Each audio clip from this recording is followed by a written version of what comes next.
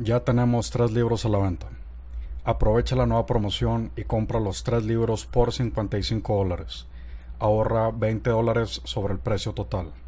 O compra 2 libros por $33 en cualquier combinación. Para más información y solicitar las demostraciones, manda un email al correo que aparece en pantalla.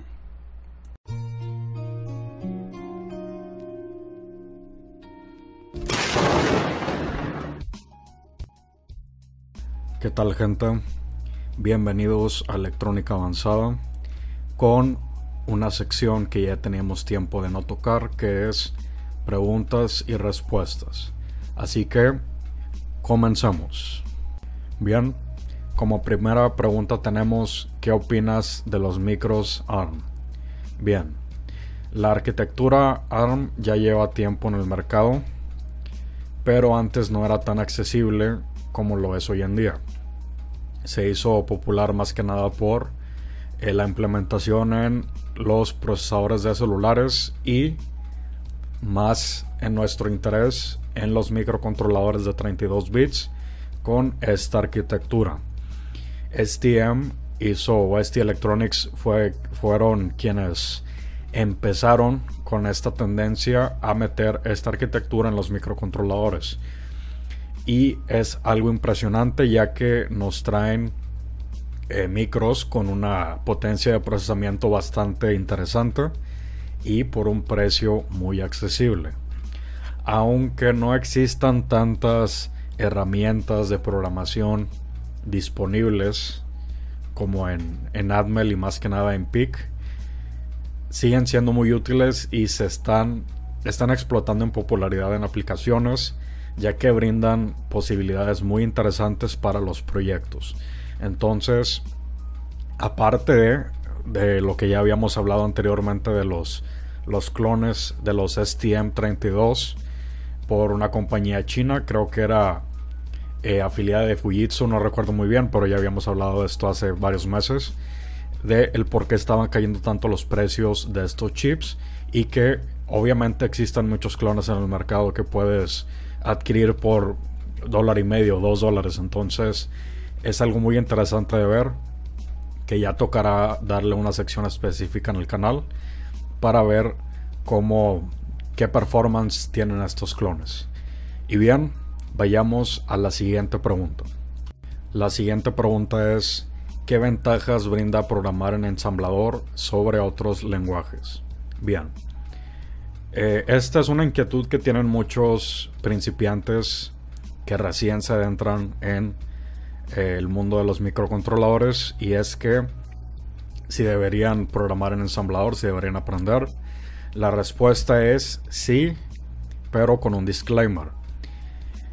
Programar en ensamblador se podría decir que es la forma óptima de programar, porque la mayoría de los microcontroladores, los demás lenguajes que entre comillas soportan, no es así, sino que el compilador funciona como intérprete, y es el lenguaje en el que programas tú, ya sea en C, C++ o Basic o el que sea, ya se tiene que convertir a el lenguaje máquina del microcontrolador, pero no se puede compilar directamente como C, sino que se tiene que transformar. No sé si me estoy dando a entender, pero son intérpretes de el lenguaje que usemos de alto nivel a ensamblador. Entonces, ¿qué sucede aquí? Que no podemos tener la optimización que nos daría el lenguaje en ensamblador.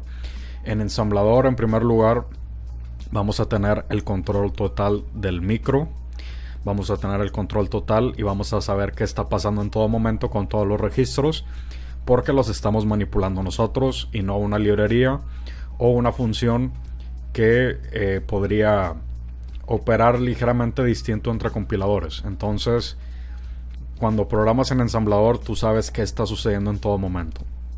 Esto nos brinda obviamente mayor espacio de memoria, menor uso de ciclos, lo que también nos da la posibilidad de tener una velocidad de procesamiento mayor, dependiendo obviamente de la aplicación. Pero, por ejemplo, si tú tienes una aplicación donde la potencia de procesamiento, la velocidad es crítica, usar un compilador de alto nivel tal vez no sea la mejor opción. El uso de memoria igual. El uso de recursos en general va a ser lo mismo. Ensamblador siempre va a ser la mejor opción en cuanto a detalle técnico. Ahora, si esto es así, si ensamblador nos da todas estas ventajas técnicas respecto a lenguajes de alto nivel y respecto a compiladores e intérpretes, ¿por qué se usa más hoy en día lenguajes de alto nivel que ensamblador? Por el tiempo y la dificultad. Dominar ensamblador es más complicado que dominar un lenguaje de alto nivel como C. Por lo menos desde mi perspectiva, porque yo programo en lenguaje de alto nivel, más que nada en C, porque es un lenguaje en el que yo me muevo muy bien. No puedo decir que lo domino, pero ya tengo mucha experiencia con este lenguaje, entonces 9 de cada 10 veces voy a programar en C. Y no nada más por la cuestión de dificultad, sino más bien por la cuestión de tiempo. Elaborar software en ensamblador es más complejo, toma más tiempo, y a veces esta ventaja de tener una mayor optimización no es a la par con el tiempo que tienes para realizar un proyecto. Es aquí donde tenemos que... Por eso la variedad es buena, por eso el tener muchas opciones es bueno. Si estás limitado respecto a recursos, ensamblador sin dudas, pero si tú tienes una aplicación donde la optimización no es la gran cosa, donde no tienes que hacer un procesamiento muy complejo ni requerir de mucha memoria, entonces usarse no te va a traer ningún problema, usar Basic o usar el lenguaje en el que usas. Entonces esto siempre hay que tenerlo en mente. Hay que tener en mente siempre que puede que algo no siempre sea la mejor opción para la aplicación, y puede que sea mejor que usemos otro método o otro lo que sea. Entonces, ya después de que nos desviamos tanto del tema, entre comillas, deberías aprender ensamblador. Sí, te va a servir, inclusive aunque programes con lenguaje C, pero con los estándares de hoy en día y con las optimizaciones que ya hay en los compiladores, esta necesidad de usar ensamblador ya no es tan alta como antes, que los micros tenían una flash de 1 kilobyte. Hoy en día ya puedes encontrar micros de flash de medio megabyte o de hasta más de 1 megabyte. Entonces dependerá mucho de la situación, pero sí, la ventaja principal es el uso de recursos. La tercera pregunta es: ¿qué opinas de la revolución de los FPGAs? Este tema ya lo hemos tocado 2 o 3 veces, pero en esta ocasión voy a darle un giro distinto. Los FPGAs han hecho una revolución muy grande en la industria, sí, pero hay 2 detalles.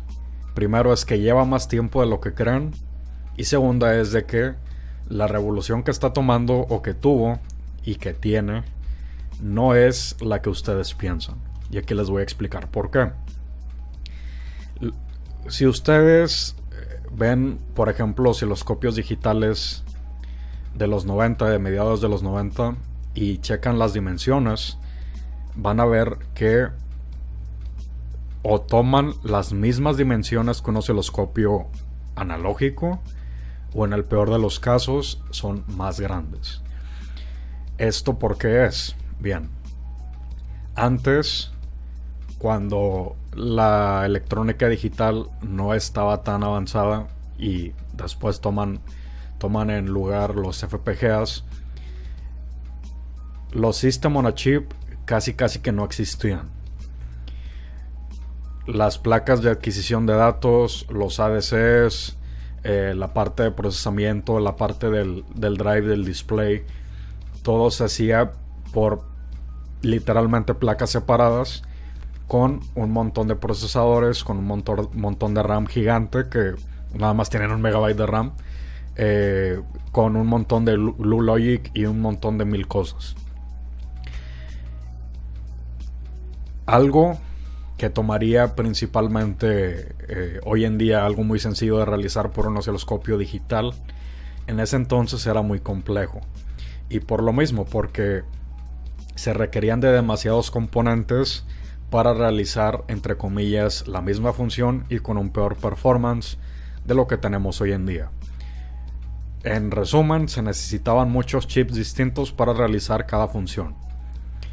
Los procesadores principales se podrían decir que eran los ASICs, que son circuitos integrados que se hacen de manera personalizada para una sola aplicación, que básicamente era como lo que hacía el FPGA hoy en día en los osciloscopios digitales, pero se hacían en hardware completamente, y si hacías un cambio se tenía que volver a manufacturar todo el chip, y esto era un desmadre. Entonces no se podía, se tenía que tener mucho cuidado y era muy complejo. Llegan los FPGAs, primero los gate arrays y luego los FPGAs con una cantidad de bloques y celdas mayores. Por mayor hablo demasiado mayores. ¿Y qué posibilidad traen? Nos dejan con la posibilidad de que lo que se podría decir que antes tomaba 5 circuitos integrados más el ASIC más 1000 desmadres más, ahora se puede hacer con un FPGA. ¿Por qué? Porque podemos estar diseñando los bloques de procesamiento o los bloques digitales internos para que hagan la misma función y en un solo chip. Por eso se ha podido reducir tanto. Por eso se han podido reducir tanto de espacio y de volumen. Porque lo que antes tomaba 5 o 10 circuitos integrados por separado, ahora se puede hacer con un solo FPGA. La evolución y la implementación ahora tan gloriosa de los FPGAs nos han dado con un avance increíble en instrumentos de medición, en telecomunicaciones, en sistemas digitales de alta velocidad, en telescopios, en sistemas principales de automóviles eléctricos. O sea, ha sido una revolución brutal. Pero, como ya lo habíamos dicho anteriormente, estos FPGAs no van a reemplazar a los microcontroladores. Mucha gente ya tiene el hype de que los FPGAs van a ser la gran mamada, pero es que son cosas muy distintas. Es como si tú usaras una grúa de 100 toneladas para levantar una caja de 50 kilogramos. Para eso no usas una grúa de 100 toneladas, sino que usas un montacargas o 2 pinches personas. Entonces, eso de que los FPGAs van a entrar y van a dominar en el mercado de los microcontroladores no va a suceder, porque son mercados distintos. Un FPGA, aparte de que es más caro, es más complicado de desarrollar y más complicado de emplear a nivel de hardware. Ocupa múltiples voltajes, ocupa una ROM y una RAM externas, ocupas un puerto JTAG, o sea, es un build desmadre.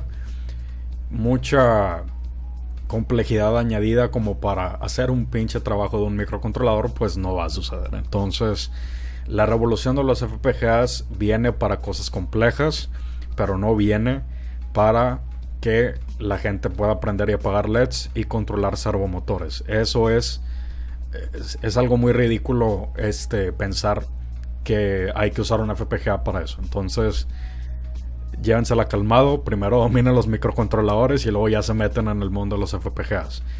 Bien, vayamos con la siguiente pregunta. Bien, la cuarta pregunta es: ¿qué clase de fuente de poder es mejor para implementar en circuitos?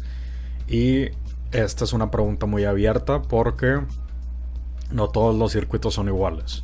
Un circuito que requiera potencia no va a requerir exactamente lo mismo que un circuito digital, ni lo mismo que un circuito de radiofrecuencia, ni lo mismo que un circuito de amplificador de audio, ni lo mismo que X y Y motivo y X y Y aplicación. Siempre tenemos que primero considerar qué componentes vamos a emplear, tenemos que saber qué vamos a alimentar, tenemos que saber cuánto ruido va a tolerar el circuito, tenemos que saber cuánta corriente tenemos que entregar, cuántos voltajes hay que entregar, la eficiencia necesaria, que esto es muy importante más que nada en baterías. hay que saber el espacio máximo que tenemos, ya sea que es al aire libre o es montado simplemente en un gabinete o es en un case muy pequeño. Entonces son una serie de factores que hay que considerar a partir de para poder saber qué clase de fuente de poder vamos a aplicar. Entonces no es como que vayas a meter una fuente lineal de 1 ampere para una serie de motores de potencia, no pasa eso. Ni tampoco vas a meter una fuente de alto amperaje para una aplicación que no te consume más de 1 watt. Entonces siempre hay que ver. Por regla general, para aplicaciones de potencia son fuentes conmutadas, y para aplicaciones de alta sensibilidad, ya sean digitales o analógicos, usamos fuentes lineales. Pero no es lo único que hay que considerar. Como dije, está la eficiencia, está que está alimentando el circuito previo a la regulación, el espacio que tengamos disponible, las regulaciones que tengamos que pasar en caso de que tengamos que certificar el sistema. O sea, son muchas cosas que hay que hacer. Podré hacer un video después muy detallado sobre el uso de las fuentes y cada aplicación, si así lo desean. Así que déjenmelo saber en los comentarios. Bien, la última pregunta es: ¿por qué no recomiendo los osciloscopios digitales mini? Por estos creo que te refieres a los osciloscopios digitales que tú compras como kit y armas. Bien, si son esos, que lo más probable es que sí es, no lo recomiendo porque no son instrumentos de medición, son proyectos. Es una diferencia muy grande, es muy grande. No es lo mismo un aparato de medición que tiene sus certificaciones, que tiene todas las consideraciones de diseño, que tiene todas las especificaciones de performance que debería tener un osciloscopio, más que nada digital, que es frecuencia de muestreo, ancho de banda, voltaje máximo de input, todo eso. Entonces si tú checas bien esos, entre comillas, osciloscopios, pues no cumplen con nada. O sea, tienen un ancho de banda muy pobre, una frecuencia de muestreo muy pobre, el voltaje máximo de entrada creo que era 30 volts o no sé. Entonces eso no es un osciloscopio. O sea, como proyecto están bien, y más por el precio, pero o sea, la gente me dice que si pueden armar un laboratorio con eso en lugar de un osciloscopio digital como un Tektronix, un Rigol, un Siglent. No la van a hacer. O sea, también depende a qué te dediques. O sea, si tu enfoque de la electrónica es como un hobbyista, obviamente te va a servir, y yo no digo que no sirvan. Pero, o sea, si te vas a dedicar a estudiar una ingeniería, si te vas a dedicar a ser diseñador, si te vas a dedicar a reparaciones, no puedes depender de esos aparatos, o más bien juguetes, porque eso es lo que son proyectos para armar, pero no van a reemplazar un osciloscopio digital propio.